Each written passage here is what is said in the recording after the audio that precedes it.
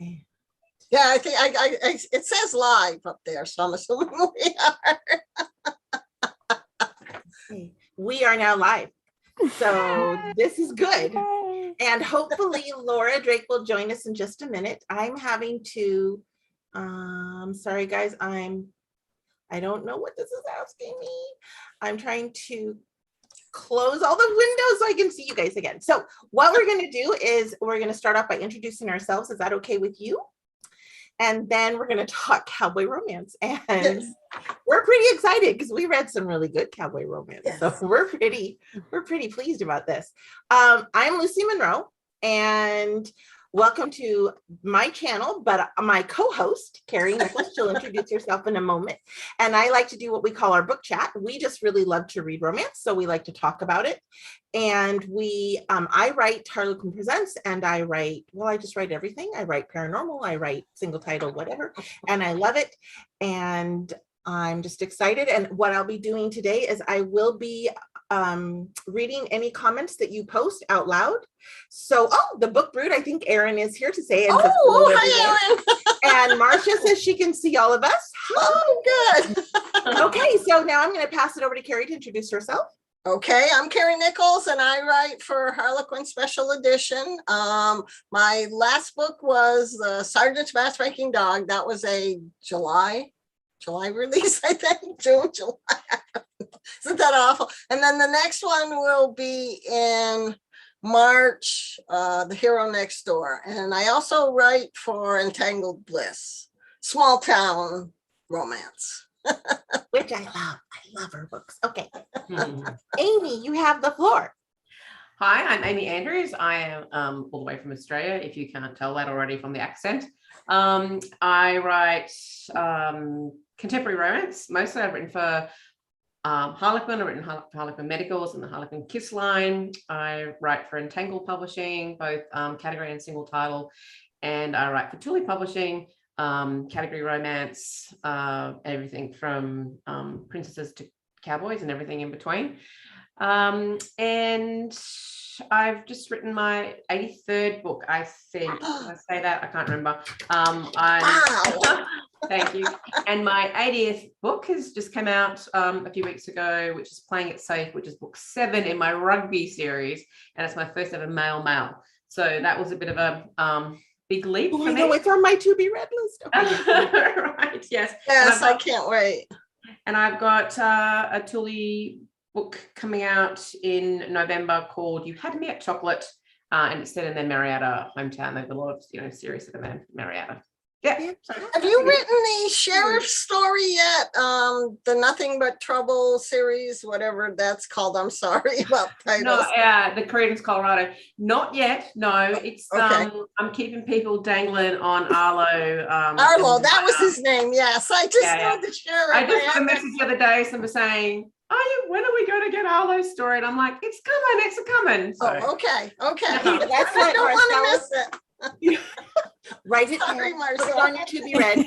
Let's let Marcella introduce herself. I'm so excited that you're here, Marcella. I'm so excited to be here. Thank you. And these kinds of things are really, really like, I'm new enough in all of it that I'm just like, oh my gosh, I get to be with other authors. I love it. It's so great. I write for Harlequin Presents in category, and they also write single title Cowboys. And I've read quite a few cowboys in my life, and I'm originally from Oregon, and there's quite a few cowboys out that way too. Oh, okay. Oh, and then I have a cowboy out right now called The Wildest Ride, and then I have a presents coming out next month called Pregnant After One Forbidden Night. Ooh, I can't wait for that. Yes, I got The Wildest Ride right here. Oh, thank you. Look, so good. Okay, before we get going, I'm going to read a few comments. So Marcy says, hi, ladies. She likes my bangs. Thank you, Marcy. Susan Wilson says, hi from the UK. Welcome, Susan. Selma Haywood says, hello, everyone. Marcia Scott says she loves my hair. Thank you, guys. You're all being so sweet. And, the book brood, Erin says, what for Oregon, which I totally agree because, yeah. And how did we not meet while you were still here? I know. I realized that after. I was like, wait, she's That's the cult. Ah. I know. You know what it means? It means I need to come to Hawaii. That's all Yeah, I oh say. yeah, that would be just yes, terrible. yes, We have to come to exactly. Hawaii. Yes. Right? Darn. Not that far from Australia either, so I could definitely come to Hawaii. Yeah. We're even cool. We're in the same ocean. This is Exactly. Yeah. I definitely want to return to Australia someday. And I have always said the next trip I want to do like a hop skip. So like go to Yeah. Hawaii, spend a week, and then Yeah. go down Oh yeah, to and then go Australia. to So you Australia. break up That's it. some of that. Because you Yeah. know it's such a long Flight. flight otherwise. Oh yeah. It would be, It is. yeah. It's a long way. We're at the arse end of the world down here, and it's a long way to get anywhere. I love it. Jay Anderson said hello as well, just to let you guys know. So it's nice. We've got people welcome. We've got people here. Share any questions you have for any of us. We are happy to answer, happy to chat about all things book and romance. And of course, this month we are talking specifically about cowboy romance and enjoying it. But all of us, you know, like write something else and like different things. And you know, even back in the day, like a long time ago, I wrote a couple of cowboy romances for, we used to have a thing called Presents Extra. And I had written the books initially before I sold to Presents for Desire. And then back then they wanted you to stick with one line. And they're like, well, we've got this new thing and it's a little bit longer and you can write Presents Extra. So I had these 2 ranch books that I had to turn into Millionaire Ranchers because back then that wasn't Desire's brand. But it was still a lot of fun. And I had a lot of fun writing cowboys. And again, yeah, from Oregon, you do like, you have some exposure, at least I did. And you know, you have some exposure to the ranches and to the different kinds of culture. Because we have in Eastern Oregon, there are a lot of cattle ranches. It's a big, Okay. yeah. So Marcella, I was going to say your book feels so real. Like, Oh, was Yeah. that honestly just Does, research, yes. or do you have Yeah. experience in that Oh, in the it's- rodeo culture? Because so- oh my gosh. This Yeah. is the funniest story is I think in some of it's coming from one of those things that you're denied. So growing up, my mom was actually born in Vancouver, Washington. And so I bounced back and forth between Oregon and Washington a lot. And we actually at different times in my childhood had horses. And our horses were at a stables out in Battleground. And we would take these drives out to get out there all the time and take care of them. At one point we lived there.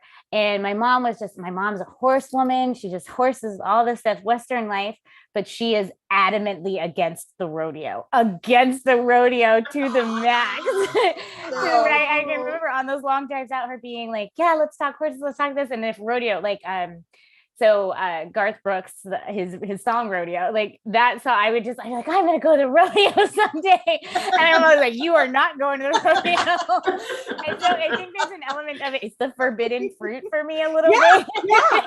I love it. I love it. I love it. Amy, how did you why? Because the cowboy book, and oh gosh, guys, remind me of the title because I have read this book. It was my gateway book to Amy. Loved it. But what is it called again, honey? Do you have it? Oh, I read it was Troy. Oh, a doctor for the cowboy. Yeah. Okay. Now, you don't normally write cowboy romance. So what prompted you to write this book? Because it's awesome. It's so good.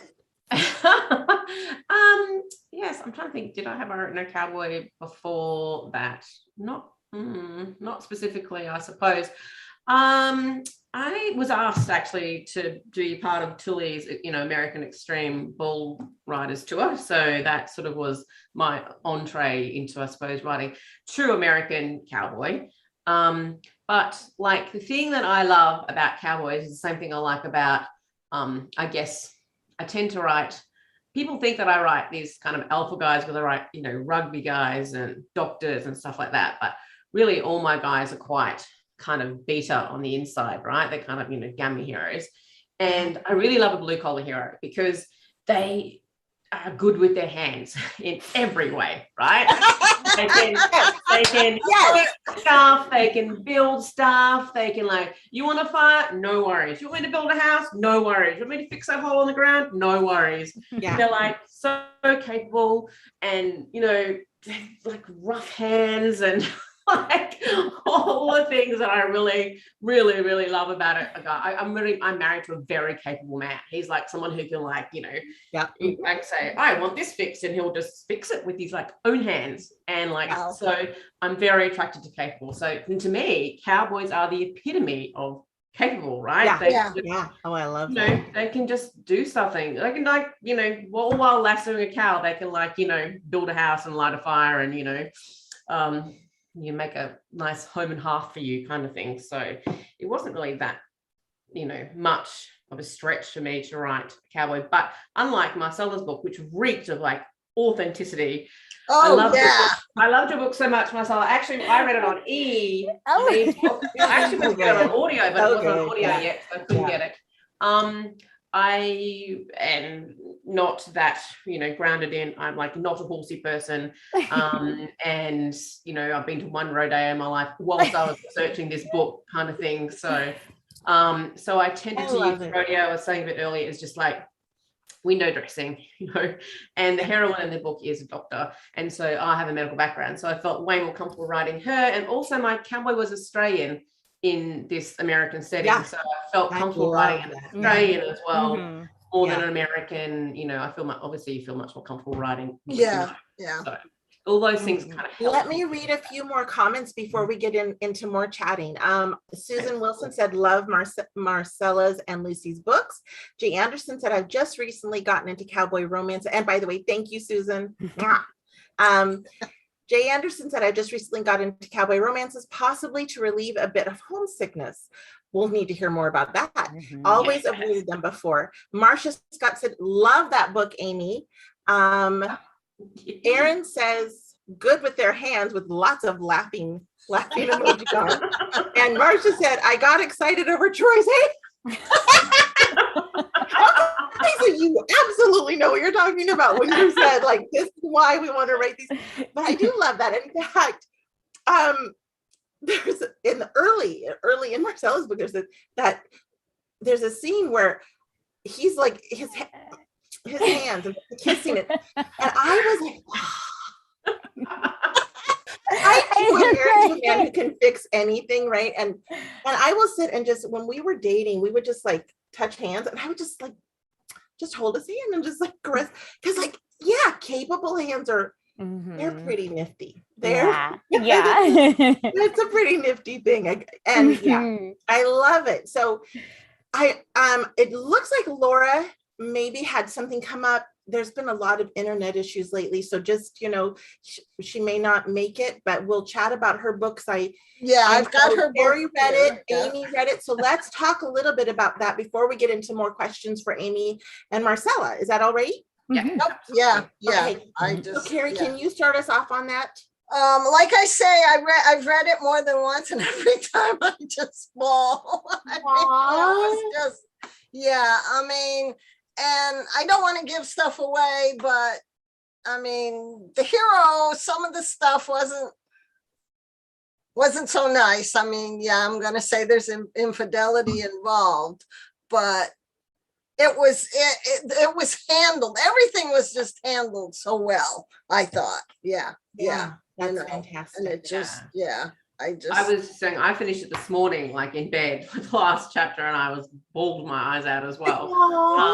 But I think you're right. It's very, you know, it's a book that's heavily, you know, mired in grief, and a lot of me related to it because of my previous nursing life. I, you know, dealt with a lot of, I worked in pediatric intensive care, so I dealt with a lot of grieving parents. So, and this was the story that I always felt when these parents walked out the door after they'd lost their child. How do these two people live? How do they go on with their life? They've lost their child, and this was the book that was like sort of, you know, what happens after. And it just, maybe because I had that experience, it really, really resonated with me. Yes, you know, there was infidelity in that, but she motivated it so everything. It just, and, you know, their marriage had just completely fallen apart, and that is so true to life when a child dies. I think, and we're talking, just for anyone who's coming in, we're talking about The Sweet Spot by Laura Drake. And I did want to say, Marcia Scott said, The Sweet Spot is the ultimate love story, so true to life. Susan Wilson said, listen to some of your ladies on Category Podcast. Oh, do you just love Categorically Romance? I love that. Yes. And those ladies were so wonderful to talk to. Yes. I had a blast. And Selma Haywood said, I am so glad I get to see my favorite authors. Growing up on a small island in the Caribbean, your books kept me going. Now that I live in North America, I still can't get enough of your books. Nice. That is awesome. Yeah. Thank you, Selma. Marcella, did you read The Sweet Spot or? I have not. No, we're trying to just catch up in life right now because we've just like so I'm trying to catch up and I'm glad to be here. Yeah. I guess you moved to Hawaii, didn't It you? is like Yeah. so hard, and nothing else stops. Like you're like trying to pack your house and move your house and do all the things, but there's still a book due, and there's still this promo thing has to be done. And no, like I was talking to someone today about being an author, and she was like, well, you know, how many hours a day do you write? And I was like, yeah, I write this many hours, but that's not how many hours I work. Because writing is, there's a, I wish it was a bigger part of being a writer is actually writing a book, but there's so much else that we do. And but so I'm very intrigued though, yeah. because it's so rare to put infidelity in a romance, and like what like to the point where when people talk about it, there is almost a discussion of, is this really possible? Is this possible in this genre? And oh my gosh, like the context that you guys are discussing, I just pulled up kind of more about it too, just to have it with me fresh here. But I mean, like, what a brilliant and kind of like poignant, as you say, like way to bring to bring this issue into romance and into genre, into doing it with like, of course that happened, because like you said, it's the type of thing where it's a situation where you're like, is love possible after this? Like, is it possible to what love does it after take to this? heal? Like, exactly. To get to the because the heroine really shut down afterwards. And so it was understandable. I actually wrote something similar years ago in a book that similarly dealt with the loss of a child and the couple having to, was a reunion romance essentially. And I think that it helps that the infidelity is in the past. It's not in the present story. It's not. It was the cause of a lot of the, it was there, and it was part of the conglomeration of everything that caused them to be apart. But it's not part of the present day story. And I think that helps. I think it's a lot harder to write it if it's happened like in the present story. This was already, and she had already divorced him, and so it was, And another thing I really loved about The Sweet Spot was like your book, Marcella, is how authentic it seemed. It really felt like Laura knew her chops with farms and bulls and cows and rodeo and things like that. It really it just kind of reeked with this authenticity that I was like, wow, these two women know stuff about what it's well, know who to call now when we want info. And then that makes me think too about part of the Western setting, because a big part of the Western setting, the West as a setting, is often about types of redemption, is often about kind of confronting these big issues in a big open space. And so like, and being broken open in a big open space. And so just thinking out there, like, oh my gosh, of course she's so brilliant to pair these things all together. I love that. Wonderful. I'm going to read a couple more comments, guys. The Book Brood said, reminding us about the Categorically Romance podcast has got an episode coming out tomorrow. And I can't wait for this one, with Pippa Roscoe as a guest, and they are talking about Amy's book. I almost died when I saw that yesterday. I didn't know that was happening. I didn't know it was coming up, and I saw it and I was like, that thing when people talk about your book on a public forum, and I was like, I'm gonna have to go and like hide under the covers now, because it's just like, I don't think they're going to be awful about it, but no, no, it's hard. Like when Aaron said he was going to do my book, and I was so excited. The Book Brood did his read through on Twitter, and then the thing for the book coming out, His Majesty's Hidden Heir. Oh my gosh. One, it was just like reading the book again, like as a different person, which was so cool. And thank you, Aaron. That was so neat. That was on YouTube, yeah. I think I saw he does. He puts them on YouTube at the end. But his comments on Twitter are hysterical. Like, I know it. Yes. But you get nervous, because anytime you get a review, anytime somebody says they're going to read the book, or a longtime reader tells you, I'm putting this on my to be read list, there's that little part who's like, oh, what if this book is, what if he doesn't like, what if they don't like it? We love our readers. We love them. I like to know that people have read it, but I don't like to know if they're reading it currently. Oh, yeah, because it's, Yeah. yeah. They're waiting to hear, right? Afterwards, they go, I read the book, I love it, or I read the book, I hate it, whatever. It's still like Right. you don't know that It's they're done. doing it It's done. currently. You're not on that Yeah, tender yeah, When they say yeah. I'm reading it right now, I go, oh no, I wish I didn't know that. Well, when Aaron did mine, he said he kept commenting on chapter 12, and I'm like, I had to get the book off my shelf and look and see what was in chapter 12. I had no idea. So Marcella, I know that you said that you were sort of writing the forbidden fruit when you wrote your wildest ride. And again, I really love it. I love this authenticity of it and the emotion. You build the emotion, you build the world, you build the emotion, build. I love that about this book. It's so good. But like what, because you have a really powerful story. What drove you to write that story? Like, what was it that like clicked that story for you? Because that's amazing and I love it.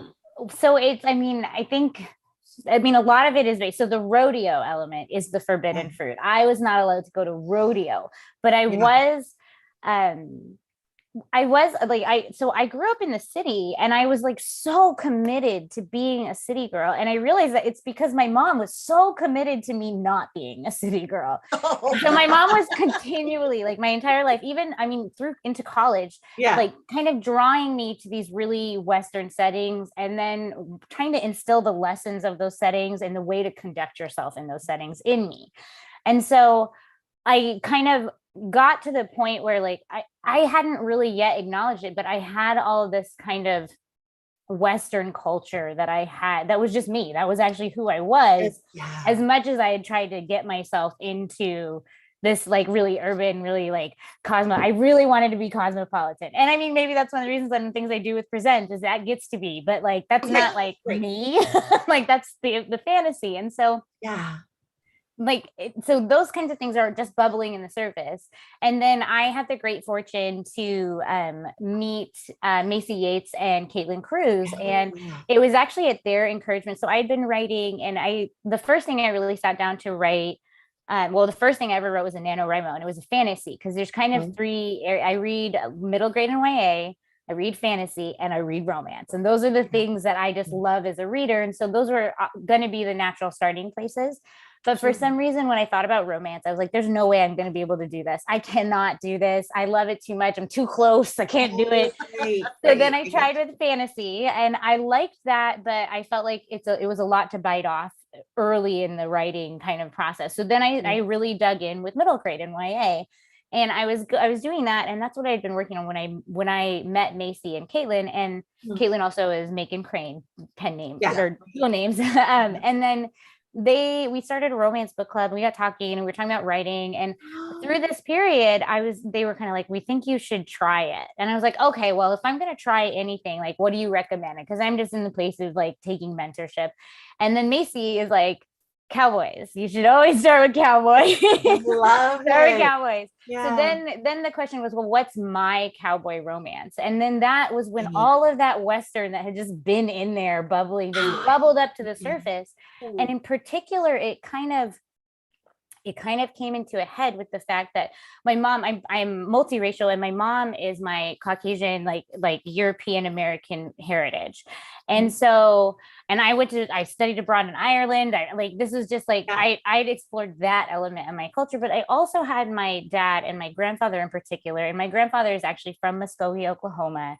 And that's where the book is set, like where the starting, that's where the heroine is from, that's where her ranch is. And what really happened is at this time when I was sitting to think about what my Western romance would look like, I realized that I had this Western culture instilled on both sides of my family. That my grandfather growing up in Muskogee, and he was born in 1926. So he's in Muskogee through the Depression. And he in particular, like our heritage there, the reason we were there as a family in part is because we are Afro-Indigenous. We have Creek freedmen history, Muskogee freedmen. And so when I really started to delve into like, what am I going to write? I'm going to write the Western story that I know. And so then that becomes the story of what it's like to live on a ranch, what it's like to be in these settings, what it's like to be that, but also what's it like to be in those settings as a person who maybe doesn't look the way that the Yeah. image that we have is. Yeah. And as a person who's perhaps had a storyline or experiences that were not perhaps part of the main narrative of Cowboys that we really know that well too. And so all of these things just suddenly kind of started coming together.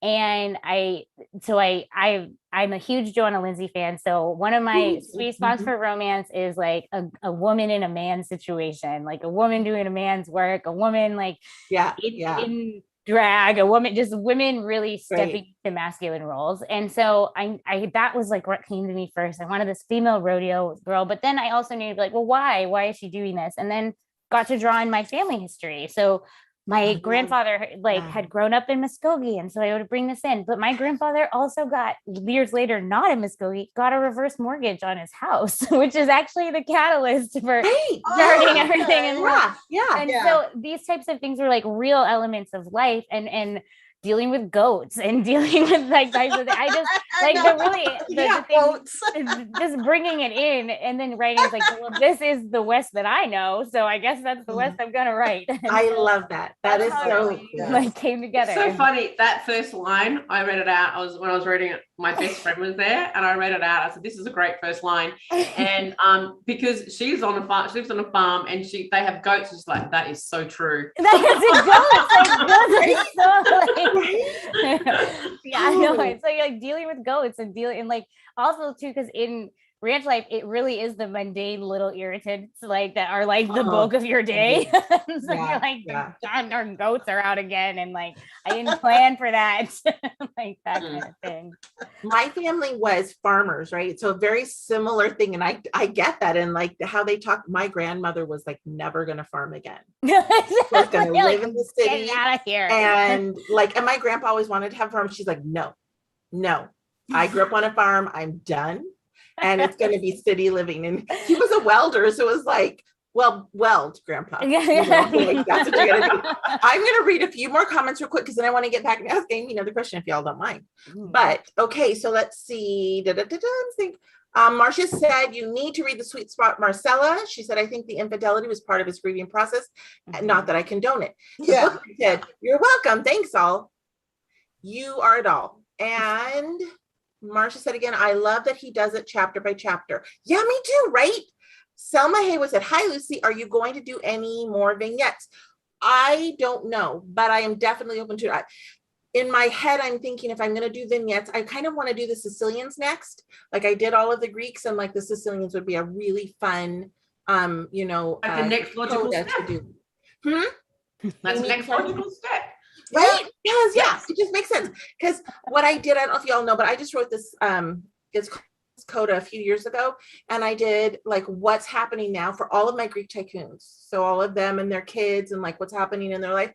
And it was a lot of fun to do. And I put it out for free, although Amazon will not make it free. And I won't make it KU, so they will. So it's like 99 cents on Amazon, but it's free everywhere else. But yeah, it was a lot of fun to do. So I really hope to do that sometime. And then Susan said, Erin, the brood is good. Yes. Jay Anderson, Marcia, yes, a friend said that after her child's death, she just wanted to feel good for a little while, but didn't act on it. That makes sense. I mean, we have so many feelings and grief, and we make a lot of choices when we're in the midst of grief that we do not make when our hearts are a little bit more mended, you know? Marcia said, yes, Jay, I think it was trying to forget, if only for a moment. And then Marcia said, Marcella, The Wildest Ride had such a strong opening. Yes, it did. Yeah, we all agree on that one. Yes, definitely. I love that. Yes. But Amy, I want to get back to your book just really quick about, because you talked about like, okay, so Tulia asked you to be part of the what did you, oh gosh. Extreme bull riding. Yeah, right. But what drove, like, where did the emotional arc from that story come from? Because I know you said you have a background in medicine, but that heroine, I just loved her because she was so vulnerable and yet tough. Like, I just loved that about her. And what kind of brought her into your interestingly, that opening scene has been in my head for a while, that the people in it didn't have names, but that scene where she's gone off into where she's got a flat tire and she's trying to change the tire and she can't because the nuts are put on too tight, right? Because they use a pneumatic. I tried to get the wheel nuts off once and I was like, I'm never going to get these off. I'm going to be stuck on the side of the road forever, right? So I kind of always had that scene in the head where somebody, you know, she's trying and she's abusing the tire because, you know, she's kind of at a wit's end. And this guy just comes along and, you know, he's all, you know, gosh, howdy, ma'am, kind ofness, and like changes doesn't Australian, but, you know, that sort of thing. And, you know, just can like get that will nod off like that again because he's capable. She was actually in my head for a long time. So I guess I knew a little bit. I knew that she was just like a woman kind of at, you know, the end of her tether in lots of ways with her, you know, teenage son who was like, you know, trying his very best to be a delinquent. And, you know, that she's had, you know, she's been widowed for 5 years and she's a small town doctor and she's out in the middle of the night. And so, and I feel like because I have that medical background, I kind of really could inhabit her. Not a doctor, but I've been, you know, been in lots of situations like that. And as I was saying that, the ER scene where when he comes in, you know, with his dislocated shoulder after the, you know, when he takes a fall off the ball, like I've been in a lot of ERs. Like that was so true. I could just wrote that in my sleep, and it's, you know, and I love to be able to bring out the humor in those situations because we don't all wander around in ER thinking we're all terribly serious and this is all serious business and everybody's sick and we're going to make them better. And, you know, I guess probably more recent times it's a bit more grim in hospitals than it sort of was when I wrote the book. But I wanted to kind of bring out, you know, you know, how those kind of things can have humor, you know, in them as well. So, and I think, you know, if you're a mother yourself, you kind of understand what it's like to worry about your children. So a lot of those things kind of came naturally as that. You know, yes, true, right? I was like, I've been there with my kid, and I think it was because he, you know, the hero had been, for want of a better word, a bit of a delinquent in his past as well, and the reason he got into rodeo.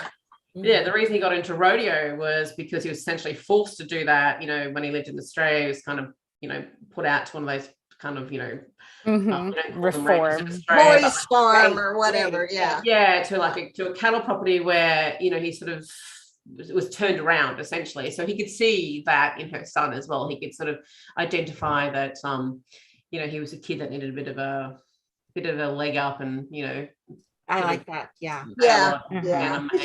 As a parent, don't you always wish? I mean, my kids are adults now and they're fantastic, and we've gotten through the terrible teens, I call them, because the twos were nothing. But you get through it.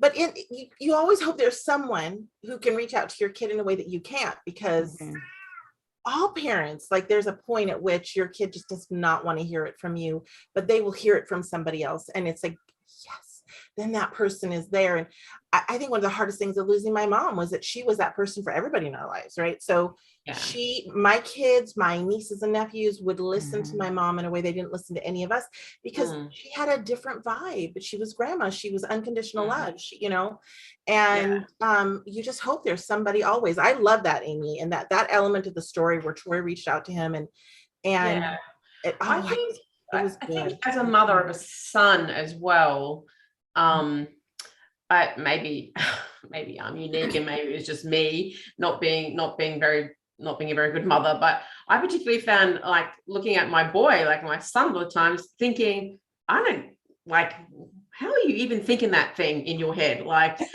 honestly, it was like an alien sometimes. Like, I don't even understand. I look at my husband and go, I don't understand where that came from. I had two boys. I get it. Yeah. I feel like there's that Mars Venus thing. I was like, I don't like, I can't even, I don't know what to do. Why does he feel the need to pick up a toy and drop it and see it smash on the ground? And whereas my daughter could have just like picked it up and played with it. Like I was like, I don't understand. Yeah, I mean, I used to, when mine were little, I'd see all these, you know, you go to a playgroup and there's all these little girls sitting down playing with their dolls and being nice. And then the boys are just like, it's like, oh my God. That's what my son was like. And now my son's 25 now, and he's, you know, he's a great young man and blah, blah, all that. But still, even now, sometimes I think, no, I don't understand the way you think at all. And I think that's what this mother is, you know, the heroine is like, you know, he's now 15 and there's like 5 years of, you know, of anger and grief because his father died, and she's got that as well. And she's dealing with this boy. She's just like at a wit's end, like, I don't know what to do with you, because Why would he do we're not on the same wavelength Yeah, at all. Yeah. You do. Yeah, I it's crazy. remember when my youngest was a teenager and he had come home and he had some, I mean, he was like 16 because he drove, you know, stuff all over, black stuff all over his sneakers. I said, what the heck is that? He said, oh, that's probably from the thermite. And I'm like, thermite? Yeah, burns at 1,000 degrees. I said, how do you know this? Oh, because we got some off the internet and Brandon was trying it. And I'm like, oh, no, I don't even want to know. I can tell you as an ex-pediatric intensive care nurse that things teenage boys can get up to, and like sometimes it's girls, but mostly it's boys, especially if there's fire involved, will blow your mind. It's like, how they don't all kill themselves in their teenage years, I have no idea. Yeah, I mean, it was like, No, yeah, I don't know. I think how, because if you have like, and I just look at my grandkids too, and honestly, I have had as many issues with the girls and the boys, and it's very, but they're just like fearless, and that fearlessness and that willingness to try. I'm like, I was never, am like, I don't know. I jumped out of an airplane twice. I was done. You know, I'm done. I don't need to do it again. They're like, let's jump off the mountain. You jumped out of a perfectly good plane, Lucy. Why? I do not understand. yeah, I couldn't even do it once. Never mind twice. Enough said. I was a teenager. Okay. Marcia Scott says, Amy, I have 25-year-old twin grandsons. Twin. She also said Joss and Troy's chemistry was like a flash fire. I don't know how she resisted him as long as she did no. But honestly, in Marcella's book, the same thing. Oh my God. I was going to say almost there, then waiting. I was going to say Marcella can bring the emotion, but oh my goodness, she can bring the sexy times as well. I was like, okay, got it, girl. Got it. It was so good. I love it. Yeah.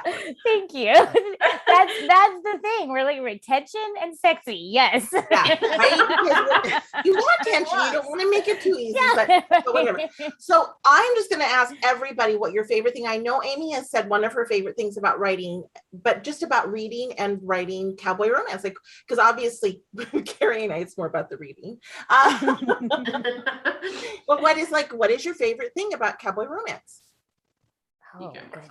Oh, I mean, I love the West. Like I love the West I love the setting, both like the environment, but I actually like it as a metaphor a lot. So I mean, the West is right. In perennially, and no matter where you are, the West exists. Yeah. And the West is that frontier that you have to be brave to go into. And in that way, love is the West. Like it is like, it's this thing that you have to go into and be brave and lay yourself bare. And also that will strip you and demand the hardest work you've ever done and just take everything. Yeah. But maybe if you've done it right, you end up with this beautiful thing that you're a part of building. And like, I really like that about cowboys. And I think that the metaphor of that is why I think you can go into great detail about the life and the daily life, or you can kind of use that as a backdrop and use that as a catalyst. It's still just this wonderful metaphor to play in.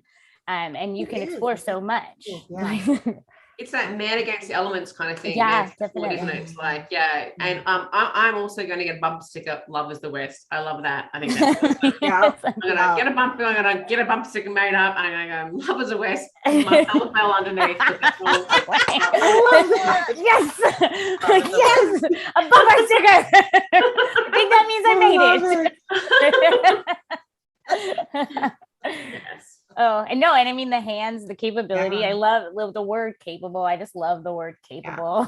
And like and the rough hands that aren't afraid to work. I think that's a big thing too, is that there's a willingness to take on hard work in these Western settings, and particularly in cowboys, because a cowboy is not going to shy away from a little hard work. Like that's the antithesis of a cowboy. So I think that and really work on emotions, even though they won't show it, but they'll work. Hard. Right. I love that.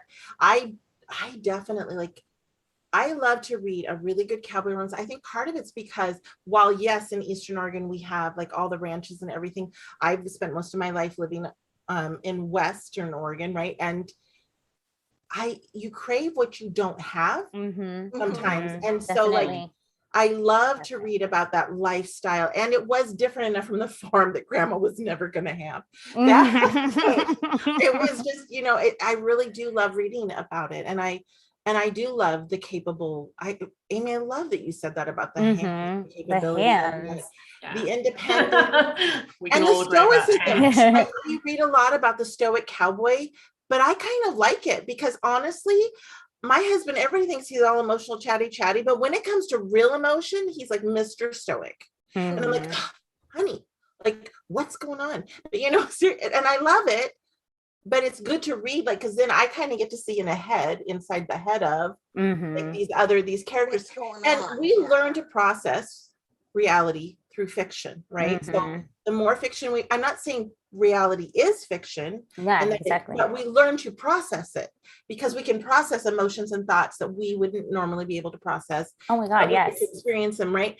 And so, yeah, for You me, saying that thing, makes me I like think that. so much about play. So with little kids, they play, and that's how they learn to practice. Well, as Right. adults, reading is, especially if you're a reader, is right. playing. Like Right. you're playing, Yes. and in romance in Oh my God, that's particular. another bumper sticker. This is what happens when you talk about books. And you get into and like as adults, especially this play that we're doing, and no wonder why we come back to romance over it. We're playing with the really real hard things that we have to deal with, but we need the arena where it's safe to work it out and safe to figure it out, and where it's safe. Yes, I get that, because it's safe to read romance because you could feel all that horrible angst, but you're safe because it's gonna be okay in the end. I think what I like most about a romance hero, what I want most romance hero is honor.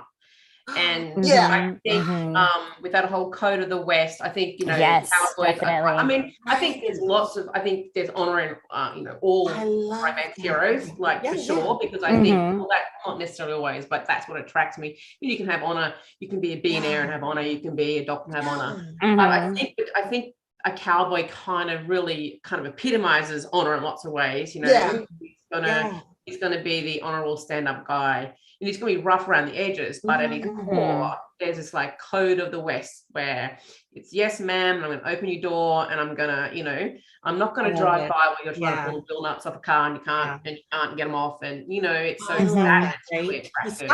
He stops. Yeah, so cool. Community means something different in the West too, because in the city you actually have a whole different set of operating rules. In fact, like in the city, the more important rule is to actually give people their space and to not get involved. And so, but in the West, like you know that you might be the only person for hundreds of miles kind of thing. You have to get involved and you have to kind of reach out, which does make a meet cute much easier. You have to pull over and help with the car. Let me read just a few more comments before Carrie gives her answer. Unless you already gave it, I'm sorry, because I'm like, okay, let's see. Marcia said, the booker said, my oldest is only 10 and I'm not sure how my spouse and I have kept her alive to this point. Again, see, he has the experience like I did. It wasn't a big difference. My daughter jumped. She would climb up on top of the van to jump off in the garage on the cement floor just because she could in her rollerblades, guys. Oh gosh. Yeah. When I finally caught her doing it, I had like the fit of the sense. Like, but mom, I've done it so many times and I'm fine. Oh no. Yeah, no. Jay Anderson said, I found my son easier to not panic about, while the girls ... So, we all have those different experiences. Marcia said, I lived in Montana for 18 years. I live in Nevada now, and I'm so homesick for the land and the people in Montana. It's so special. And then she said, cowboys have such an honesty about them and loyalty, right? That honor. I love that. Yeah, that's definitely part of the code. Inherently that we expect in them. Jay Anderson, I lived in Montana for 49 years, moved from Montana to the UK 14 years ago, miss cowboy hats and pickups. And so they have a little bit of a chit chat. And then Susan said she's looking forward to the Sicilians. So Great. And now, Carrie, do you have one thing left to add? Because we just have a few minutes. I think everybody said it. I mean, it's just those, and then I guess I can add the hard bodies from all the hard work. Yes, right. I'm allowed to say that because it's a real thing, and it's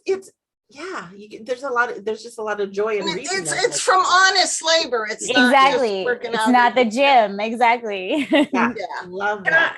Can I just, we're going to, can I just quickly say something about Marcella's book to myself? Marcella, I love the acknowledgements. I cried in your acknowledgements. So we're just like, so lovely. I can cry thinking about them now. And also, like, I learned so much in your book as well about stuff that I didn't know about. And I'm so pleased that you've put in that line about the Okie from Muskogee, because until that point, I had been pronouncing it Muskogee, because I knew the song Okie from Muskogee. I was like, oh, that's how you say it. So that was awesome. And to learn about, I actually went and Googled Creek Friedman to like find out more about them. So it was so interesting because the Indian rodeo, like the stuff like that, I just didn't know about. So I loved it. I loved your book, and I loved it. Thank you. I like that. More knowledgeable now than I was about Muskogee in particular.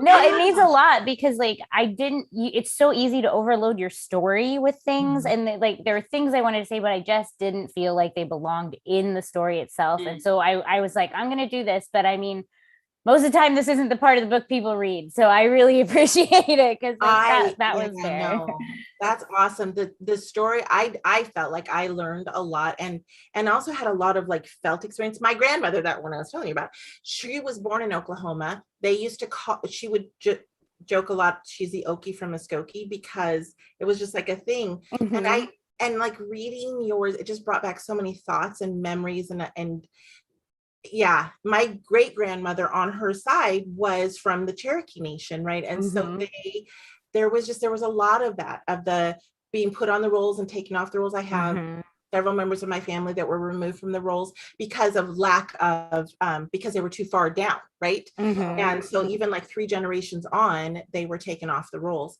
And so there's a sense of loss of your history. And when I read that in yours, it resonated so deeply. But then, of course, I don't have the other experience of being biracial and having those extra sense of like, because of course, nobody's looking at me and going, oh, she's got, like 5 generations back, she has a Cherokee, in her. And no, they're looking at me going, she's just a fluffy old white lady. And I'm just, so I don't have that, but I do, it really resonated with my heart. Like thank you. It just brought back a lot of like my own, like, family memory and discussions that happened when I was young. Well, thank you. That's great. Exactly. Thank you guys so much. This has been so fun. This has been such a great talk. Thank you for coming. I'm sorry Laura couldn't make it. I'm so sorry. And I hope that maybe she'll come again. Maybe another time we'll be able to have her on. But this was a lot of fun, guys. And so thank you for coming. And you write amazing books. And Amy, I can't believe it took me this long to find you.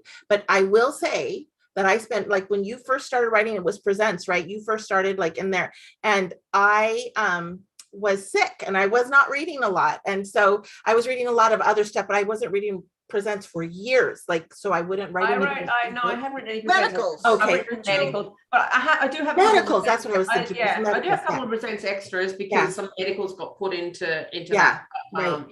I've not written Presents. I don't feel like I write alpha enough men for Presents. I always want to I don't know, make them do soft squishy things, and so I think I'd be laughed out of the fraternity. That's like me. I love to read Presents, but every time I try to get a hero to do something Presents like, they're like, you want me to say what? No. Also, I tend to write a bit funny, and like I think it's hysterical when I write it. And my editors are like, that's not gonna wash. I'm like, but it's funny. They're like, it's not really funny. I'm like, okay. I think your books are funny. I love so much. Thank you for coming. Thank you for spending time with us. Thank you for coordinating. That was fun. Y'all gave us gifts in your stories for sure. Thank you. This is so Carrie, wonderful. thank you for co-hosting because you're a rock star. You Yay, Yeah, I'm like so grateful you're here and that you got power back. And because I was I super know, my power went out this morning and they said, it sounds like a transformer blew. And I was Oh like, my "No." goodness. Well, I said to my husband, I've got some juice left on my laptop. I'll be okay. And then he said, well, how are you going to do it without any internet? And I'm like, oh, crap. You're like, I want solutions, not problems. I was all set because I had a laptop, but If I had a capable man, he'd be able Yes, to fix that. exactly. Where's my cowboy right now? He'd I will build just me a go get a tower. horse and I will like pull those lines together myself if I have to, so you can have your internet. Exactly. All while I lasso a horse as well. Well, I'm really glad you got power. yes, I'm glad they Me restored too. it. Yes. Oh yeah, so we're going to go off. Thank you everyone. I'm just going to read the last few comments just quickly. Thank you for coming, everyone. Yes, Yeah, thank thank you you. all for coming. Selma said, this is why I'm such a fan of all of you guys. All of you have no idea how much your romance stories reminds me of home and small town feelings it invokes. Thank you, thank you, thank you. And thank you, Selma, seriously. Sometimes we really need to hear from readers and it makes a huge difference. Marcia said, ladies, all of you are awesome writers. Your stories inspire me, so don't quit so I don't run out of good reading material. XO, and XO right back at you. Yes. Yes. And Erin at the Book Brood said this was a great watch. Thank you, everyone. Thank you for coming. Marcia said, Lucy, I won the book from Rachel Grant that you sponsored on Crash Site. Yes. Yes. Awesome. And everyone, we're going to go off of live and we'll still be on a Zoom call. You guys can stay for a second if you want to just like decompress, but I'm going to say goodbye to everyone and talk to y'all later.